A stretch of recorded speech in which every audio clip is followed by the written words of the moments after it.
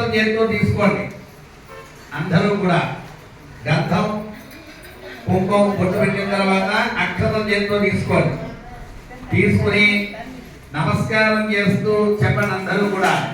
దీపం జ్యోతి పరబ్రహ్మ దీపం జ్యోతి పరాయణం దీపేన వర్ధతే జ్ఞానం దీపసర్వ తమోపహః భూదీప దీప దీపస్వం దుర్గారూపి గణపతి రూపి సనాతనః యావత్ పూజ సమాప్తిస్య తావత్వ సుస్థిర భవ.